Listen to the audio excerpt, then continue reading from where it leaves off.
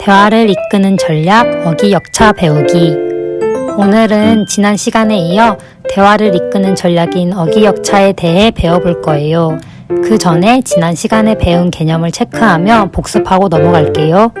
지난 시간에는 경청, 공감, 그리고 정확한 공감을 위해 충족 평판하지 않는 것에 대해 배웠어요. 하나씩 살펴보고 넘어가면 먼저 경청하기. 경청할 때 중요한 것은 비언어적 태도라고 배웠죠.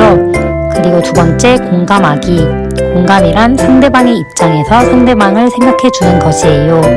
그리고 마지막으로 충족 평판하지 않기. 정확한 공감 방법은 충고, 조언, 평가, 판단을 하지 않는 것입니다. 다들 기억이 나나요?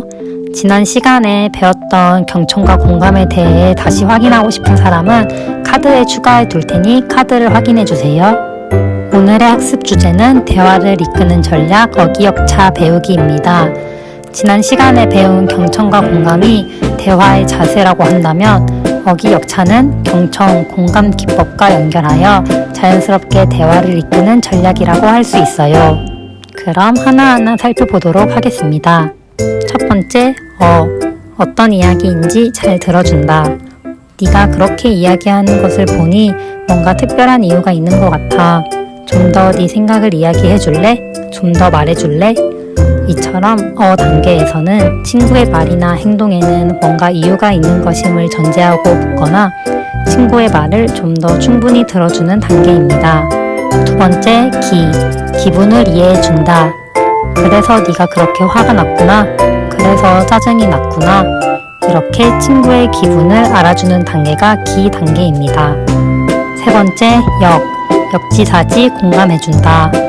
그래, 내가 너라도 그런 생각이 들겠다. 정말 힘들었겠다. 이렇게 입장을 바꿔서 생각해보고 친구의 말을 이해해주는 단계입니다. 대부분 여기까지 대화가 진행될 수 있고요. 그런데 친구가 나와 너무 다른 입장에서 이야기할 때는 차의 단계로 진행할 수 있습니다.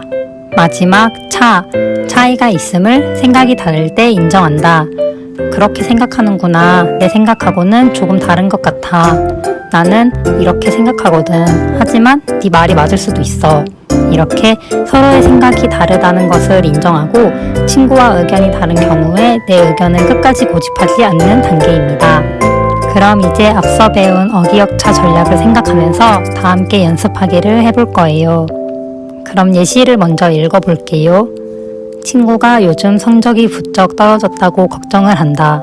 중학교 때는 상위권이었는데 고등학교 들어오면서 성적이 내려가기 시작했다.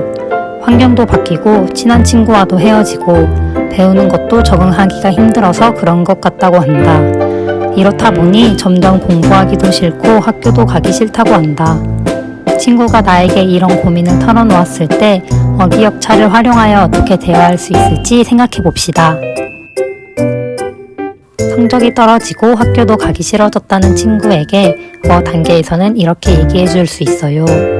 네가 그렇게 말을 하는 걸 보니 뭔가 이유가 있을 것 같아. 그 이유가 뭔지 나한테 한번 말해볼래? 이렇게 관심을 표명하고 경청하고 좀 더 들어보겠다는 입장의 표명이 중요합니다.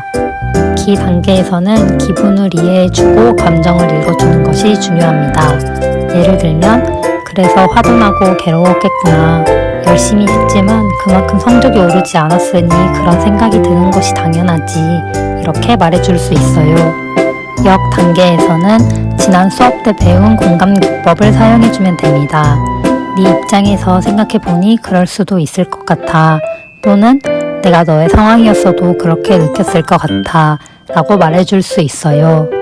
대부분 역 단계까지 대화가 진행되지만 친구가 나와 너무 다른 입장에서 이야기할 때는 차 단계까지 갈 수 있어요.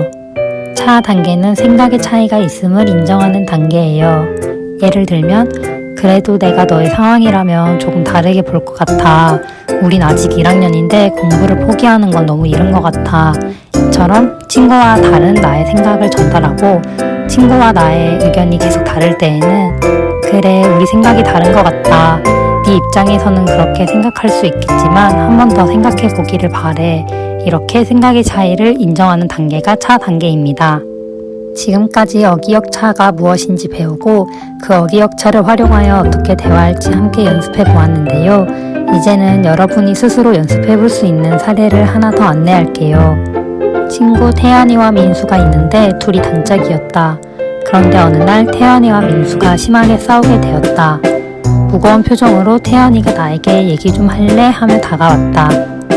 위 사례를 보고 어기역차를 적용하여 어떻게 대화할 수 있을지 연습해 봅시다. 세 사람씩 짝을 지어서 상남자, 내남자, 관찰자로 나눠서 연습해 볼 수도 있습니다. 오늘 수업도 열심히 잘 들었나요? 다음 시간에도 또 다른 전략을 가지고 돌아오겠습니다. 그럼 다음 시간에 만나요.